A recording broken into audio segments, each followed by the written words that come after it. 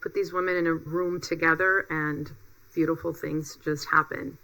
And what happens after? Like, how do they go back to their communities? What kind of difference do they make in their lives and their families and their communities? What have you noticed, or what are some stories of what's happened to these women? I've seen women who have never written anything become published authors for the first time in their families. I've seen published authors who are already published authors have their first keynotes, their first workshops, their first event, right? All of those things come and bloom from these things, because I do a little bit of coaching in these calls as well, to be able to teach these women, different things about how to put out offer together, how to host your own event, how to get on stage, how to have your own virtual summit, but then also create your own, because these are tools that we want to share versus gatekeeping, so that you can do it on your own and feed your own family as well.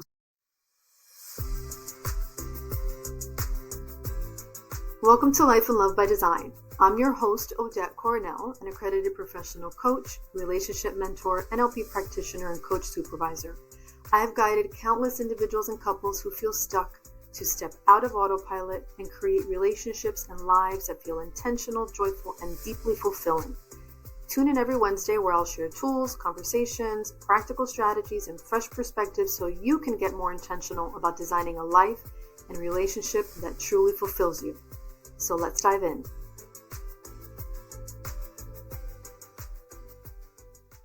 Hey everyone, welcome back to Life and Love by Design, where we talk about what it really means to create a life and a love that feels intentional, that feels authentic, and that feels truly aligned with who you are. Today, I am excited to welcome a very special guest. Her name is Desire Cruz. Welcome, Desiree. Desiree is a woman of faith, purpose, and passion. She is a loving wife and mom to 3 daughters. She's the co-CEO of Merge Worldwide, leading author of Warrior Women. She's an international speaker, event planner, transformation coach, and keynote speaker. Her mission in life is deeply rooted in empowering women to rise to their fullest potential. Desiree, welcome to Life and Love by Design. I'm so happy you're here. Yay! Me too. Thank you so much for having me. I'm so excited to be here. Yeah, we met and we spoke a little bit, and I loved your story, and I left feeling really inspired by what you do and the women that you serve. And I'm like, I have to have her on my show because she's so aligned with the theme of my podcast, which is living and loving by design and with intention and purpose, which is exactly what you do.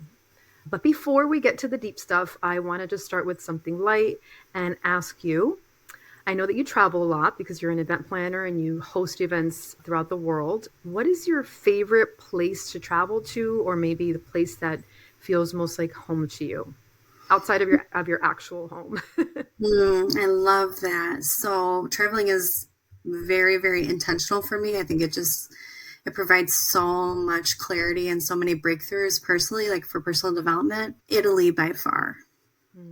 Italy by far. We do a retreat in Italy every year.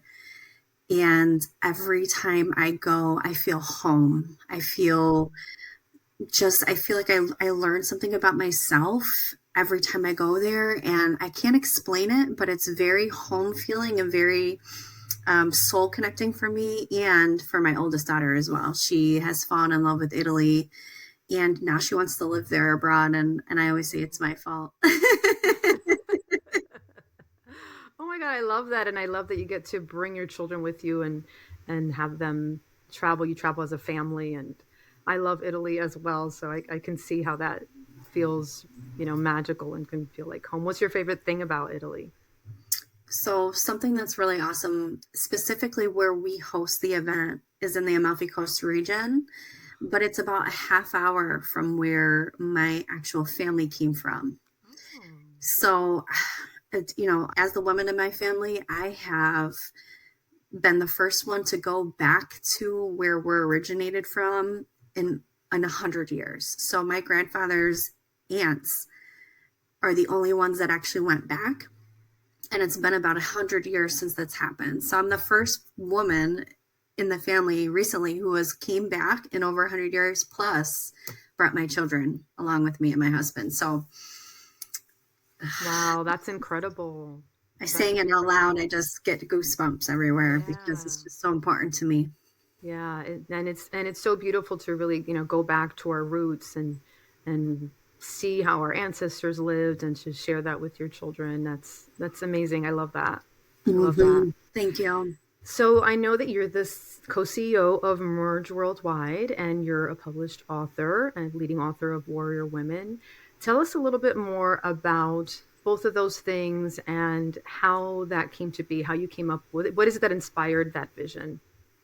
So, as the CEO of Merge Worldwide, my husband and I, Jesse Cruz, we own that together. And that was really birthed through the birth of our youngest daughter, Faith. Faith was born prematurely.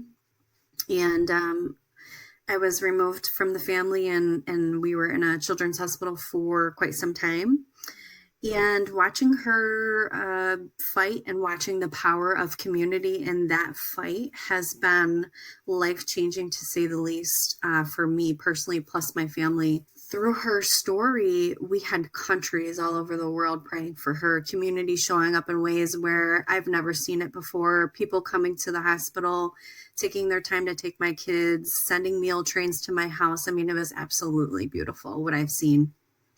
This baby was 1 pound, and she changed everything in my life in seconds. And it just reminded my husband and I what really mattered at that point. So, through that experience of going to the children's hospital on daily, having her there, and just really leaning into the responsibility of so many different things, really living on purpose, really living a life that we really felt called to, and watching her fight every single day and seeing so many different people come together for the sake of that, it just brought so much power and so much purpose to our family. So once we started doing Merge Worldwide and hosting events for people all over the world, we wanted to really lean into that story of intentionally leaning into your story, because your story matters. My daughter's story mattered. And what happens typically when children pass away in a family, because Faith did eventually pass away, but her legacy lives on forever. And sometimes what happens when children pass is time goes by and people forget. People forget that they even were here. They forget how much she means to us and our family. And I didn't want that to happen. I wanted her legacy to be continued forever. I wanted her life to matter. I wanted her story to matter just as much as it does for everybody else. And through Merge Worldwide and through hosting events for entrepreneurs to lean into their story and understand that their story matters, it creates a legacy of every single person I see, every single event we have, every conversation we have, just like this, you and I. None of this would be possible if it wasn't for this 1 pound baby girl. And so that's really how we started Merge Worldwide, and really leaning into legacy and really leaning into purpose and really leaning into authenticity and integrity in our stories. So, Wow. Oh my God, that is just an incredible inspirational story. I am so sorry that you had that loss. I can only imagine how devastating that is. And through that pain that you and your family experienced, Faith was here for such a short time, yet her impact has been incredible. It's still reaching so many people. Every single day. It's crazy. We just hosted an event in upstate New York in Canandaigua just less than a month ago. And I sat on that stage again with a microphone in my hand again, looking at a live audience, reminding myself, this is why we do this. Yeah, that's beautiful. Wow. Thank you. Thank you. That's incredible. What an amazing example you and your husband and your family are of resilience, really. I can see why so many women gravitate to you, and you truly are an amazing leader because you've given women the platform to share their story, to really validate their experience. And not just give them the platform, but you walk the talk. You actually lead by example and you do it yourself. You share your personal story, your journey. And in that process, you help other women do the same thing and then feel healed or feel empowered and heard and feel seen. And that's a beautiful, beautiful gift because, every one of us has some kind of transition, some kind of challenge that we've experienced. And we have, like you said, more in common than we are different.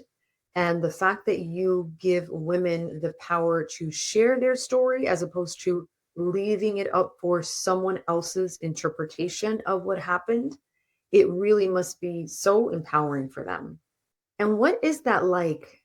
How do you make women or help women to feel that their story matters, that their experience is worth telling and worth sharing with other people? Because I can imagine, many of us feel when we experience something so difficult, we feel very isolated. We feel like we actually just want to kind of retreat because we feel like nobody's going to understand us, or we feel like, we're not important enough to make a difference or to be heard. So how do you get women to kind of acknowledge that their story is worth telling, that they are worth being heard, and that they might even be able to help others? How do you encourage them to do that? Right. Yeah. I highly encourage first the conversation to even happen, to have women seek me out and to get on calls with me and talk to me about their stories. I feel so honored, first of all. And people seek me out and they'll connect with me and we'll have a conversation. And what I tell them is this is typically women have a lot of stories, right? We're just simply amazing. So I encourage them to really think about their legacy and their lifeline and their bloodline. Really, that's what it really comes down to. That's the cornerstone of all of this as far as warrior women goes. And the example that I give often is that I was very close with the women in my family. Both my grandmas, well, one of them was my nanny, and then my other one was my grandma.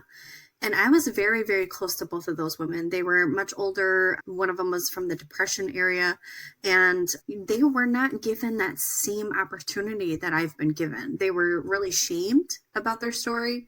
They were isolated from their story. They grew up in a generation where it was more about closing the things that were painful versus expressing the things that were painful. Or, some of these stories that have molded us, it doesn't necessarily have to be a terrible, sad story, but just the stories in general that mold us along the way that make us who we are. And most of the time what I've seen was those women were shut down. They weren't given a voice. They definitely weren't given the opportunity to be able to publish it in a published piece. So just in general, I just have them take a look at their line and talk about, are you representing your story the way that you feel should be represented? Has anybody in your family been able to do so? Especially the women in our family. Like I said, I would give anything. I would give anything to have my grandmother's story and to have my nanny's story and to have their lessons connected to it. Because this is what happens with stories. Is time passes, people forget, they have a different version of what you think they have. It becomes gray.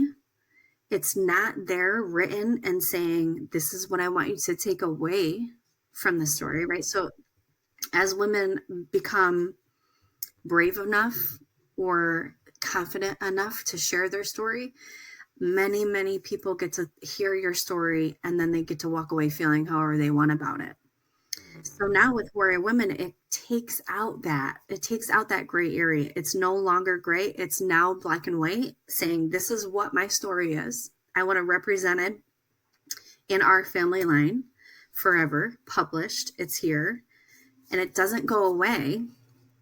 But then this is what I need you to know. These are the lessons that I hope for you to receive from the story, because that's the most critical piece of this, is not allowing people to walk away saying things like, oh, I feel bad for her, if it's a sad story, right? Because that's not, as a warrior woman, that's not what you're trying to establish. You're trying to establish the victor side of it, the other side of this, where it's created the person who we are today and those life lessons that we can share through generations and break so many different things generationally. And to be able to say generationally, listen, I empower you to do that.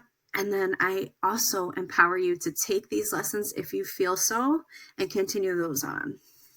Yeah, and when you take control of your story, it is your story. You're telling it the way that you want to be remembered. You're creating your own legacy rather than leaving it up for interpretation. And that is so empowering. It's so empowering to take control of how you want to be remembered and the legacy that you want to leave. And I can imagine with the women that you help, similar to my clients, we all need a space to share our experience. We all need to feel validated, to feel that someone is listening. We all want someone to kind of bear witness to our experiences and to what we've been through, and to validate it and listen to it and say, yes, it happened. It happened, and it's important that it happened. And I'm sharing that with you. Yeah, not someone else's interpretation of it, but I love how you say that it's not necessarily about being a victim, but a victor. So it's like the other side of the journey, and it's the transformation that happens.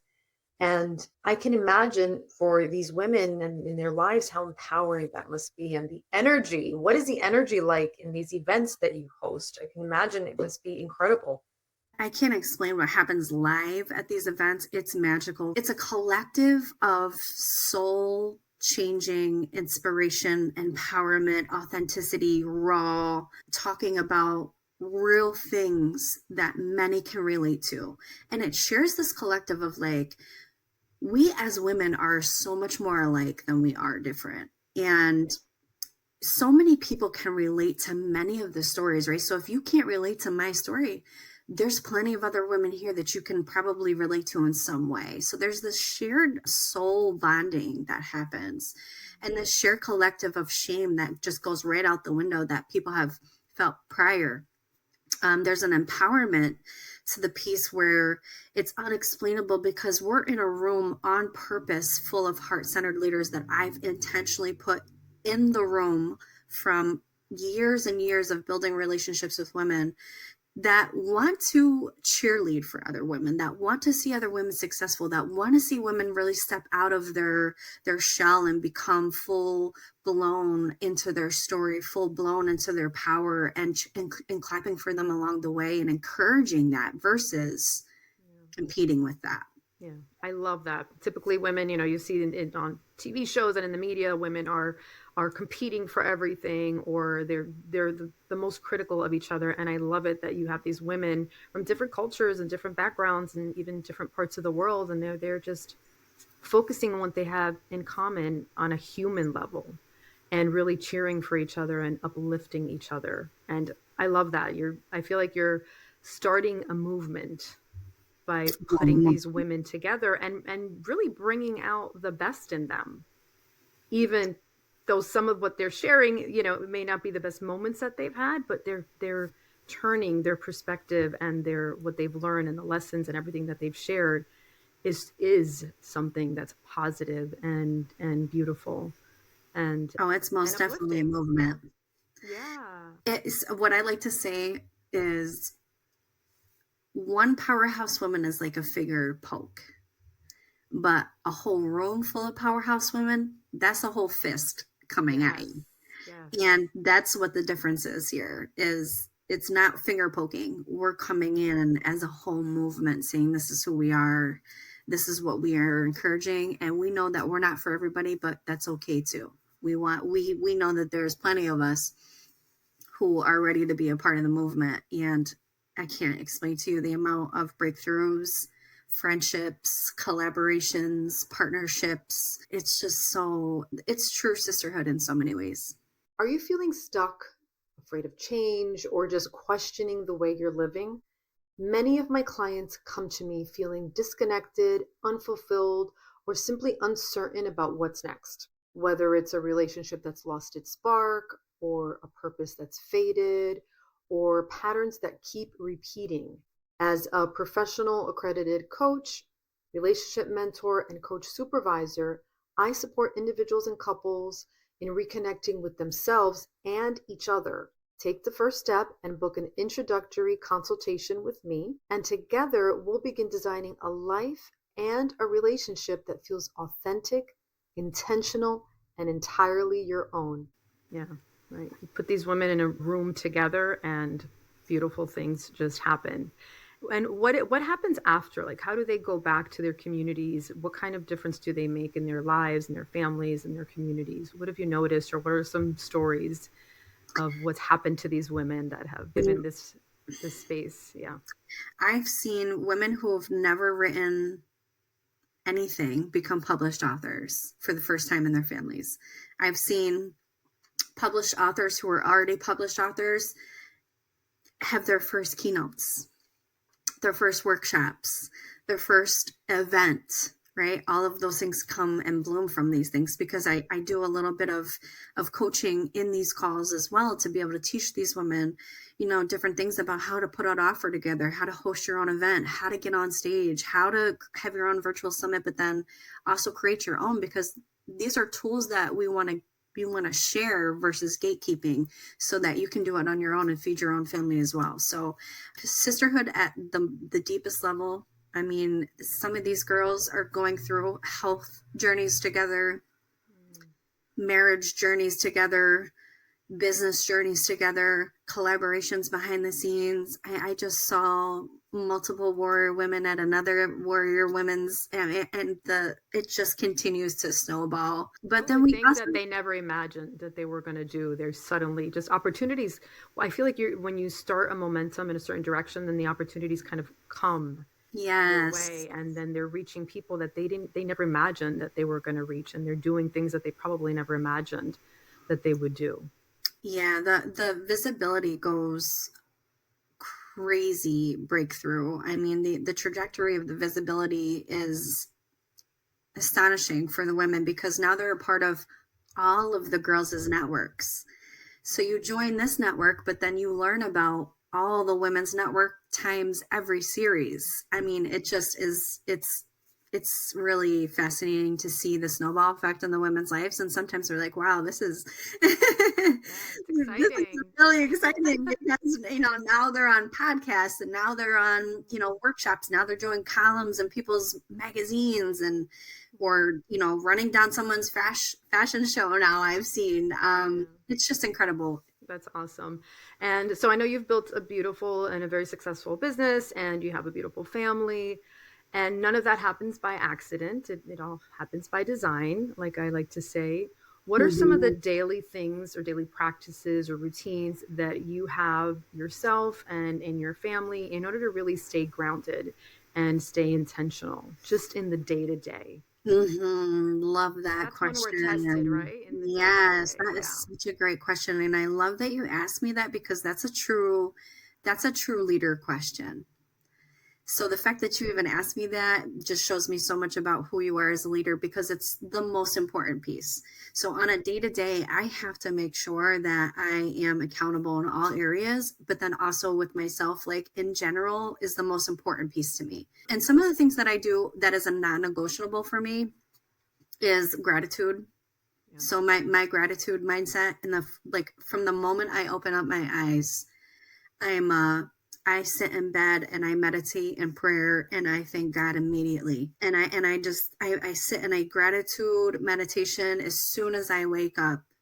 First thing, I lay there for some time, and I just put myself in a regulated state where I'm just trying to really be very quiet, very still, because it's literally the little bit of time that I have to be able to do that. So I take full advantage of that. And it's so important that you do that in the morning, because how you start your day, you're sort of setting that intention. And I love that. I've always started my mornings. I remember my children were little, we would start, even if we were like on our way to school, okay, what are 3 things that you're grateful for? Just to start with that gratitude. And you're starting your day off with a full heart. Yeah, it changes everything. I think when that's the first thing that is happening. And what I like to say too is, which I really love, is before I allow myself to get in my head, I want God to be in my head.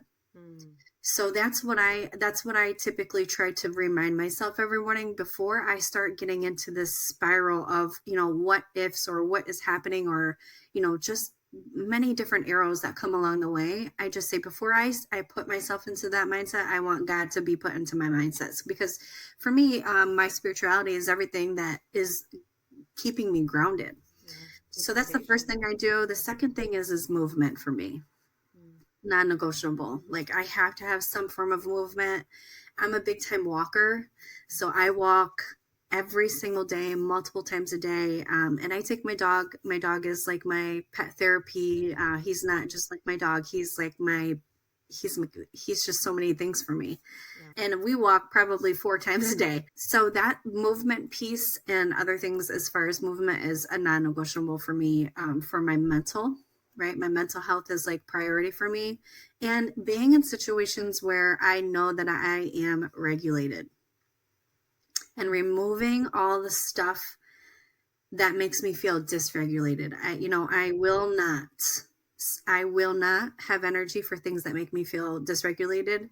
And as soon as I do, I recognize it and I back myself out of it to get myself back into a regulation. So a lot of this is, music therapy for me.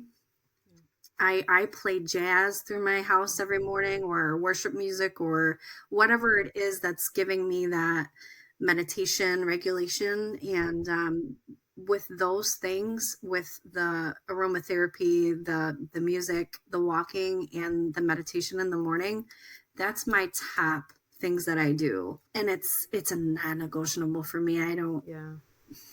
Yeah. And that's a daily practice, right? This is something that you have to do. And, I do similar things to just fill up your own cup and feel whole and complete. So then you can show up at your family, you can show up for the world, regulated, fully present, fully intentional, and fully yourself. Yeah. Without that, it's very tough. It's just harder, right? You're just starting feeling burdened. Whereas if you do all of these things, you feel free, you feel lighter, you feel present and connected. And grounded. Like, I feel like it's easier. It's just so much you can breathe versus the opposite of that, which is overstimulated and anxious, and yeah. And I love to be around people that do similar things, have similar practices, because I feel that energy is almost like contagious.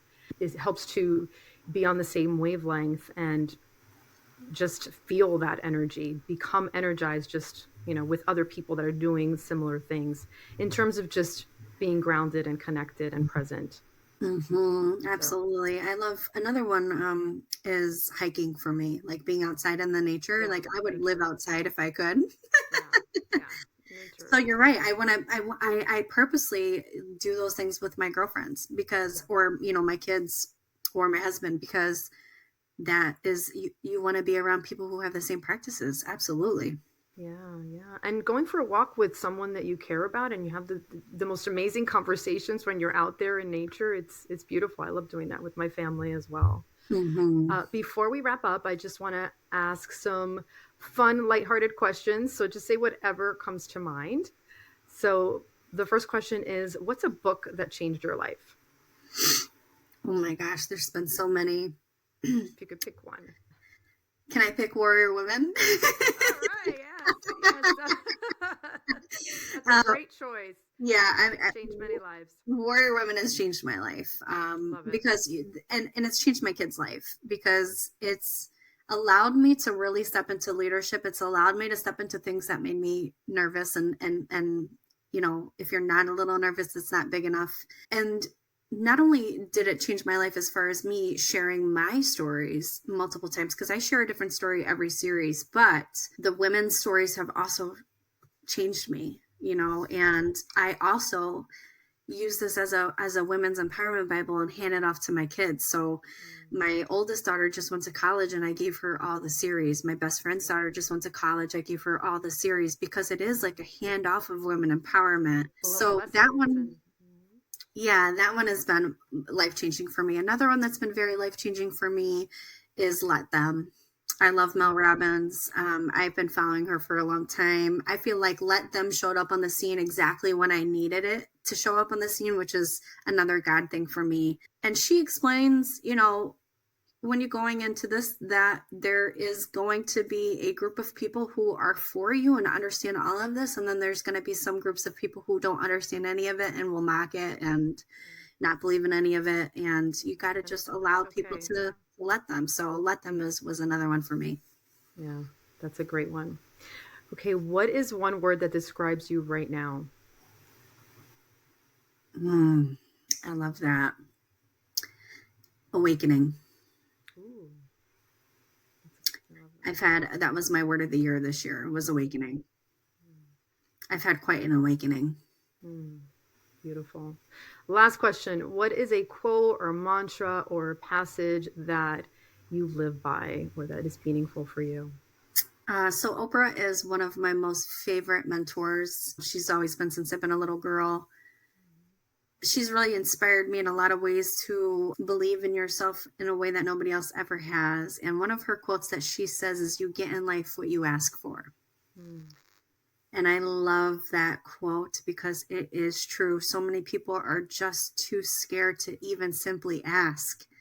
And what I found to be the most successful traits of a leader is that you ask, and you ask for the life that you exactly want. And the worst people can say is no or not yet. And that's okay right now. And then you ask somebody else. And I've been sharing that with the youth as much as possible to have the courage to ask. That's one of the most biggest pieces of this. Yes, I love Oprah as well. Like, I feel like I know her. I remember after school coming home and turning on the Oprah show. And I feel like, my best friend and I actually call her Mama Oprah because we feel like we've learned so much from her. And really, I consider Oprah one of my mentors because it was because of her where I was exposed to people like, M. Scott Peck and The Road Less Traveled and Stephen Covey and Marianne Williamson and all of these people that really got me interested in self-help and personal development because I would listen to them and watch them on the Oprah show, and then I would go and buy their books and read about them. And it really started me on my own personal development path and personal growth. So that is a good one. So I love that you pick Oprah as a person to quote. And it's so true. If you don't ask, the answer is no. So you have literally nothing to lose by just asking. So you might as well go for it. So if you could look back today and give advice to your younger self, maybe from 10 years ago or so, what advice would you give yourself about what it means to live a life that's full of love and that's really by design, where you're designing your life and your love on your own terms?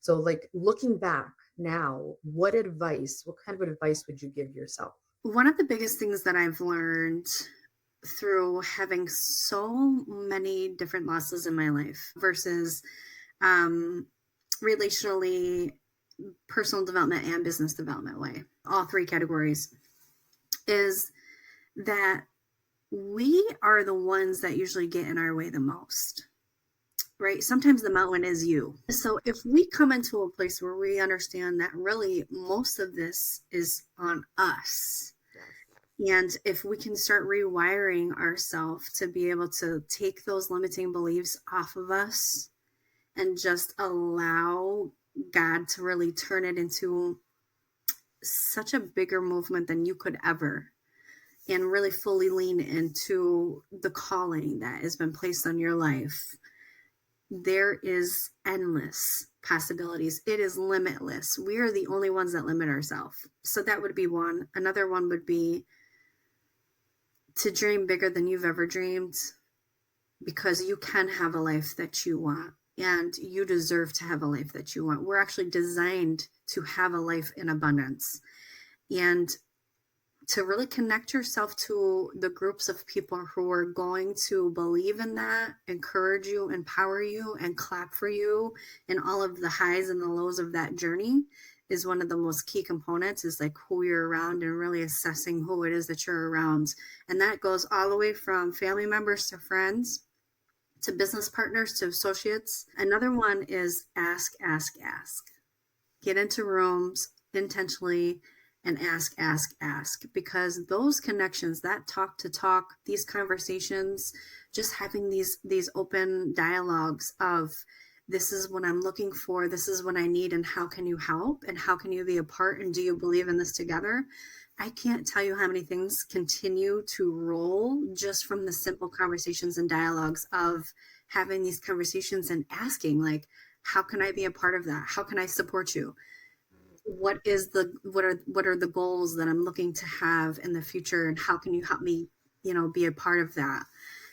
So those relationships, if I would have spent a little bit more time being intentional, I feel like it would have been a little bit easier in the beginning. But there are lots of things with relationships that come along this journey. And to be able to really fully be present and understanding intentionally the responsibility of building relationships, one of the most biggest pieces, because it really, who you marry really matters. Who's your best friend really matters.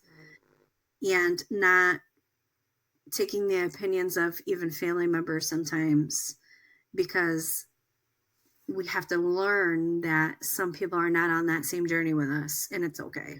Yeah. Yeah. I think nurturing, especially the relationships that, are really closest to you, the ones that you really, really value, you have to be intentional, right? It takes effort. It takes intentional effort. It's not just going to happen, but it's so worth it, because these relationships, they're your support system, and they can be a huge resource for you. So it's really, really worth nurturing them and valuing them. So please let us know, how can our listeners stay connected with you? Where can they follow you? So my biggest platform is Facebook. That's where I spend most of my time, and it's Desire Cruz right on Facebook. I also am on LinkedIn. That platform I'm learning to put more into my world, and I haven't really gotten there yet, but I will be. So I'm intentionally going to be building LinkedIn soon. And then Instagram, I'm also on Instagram.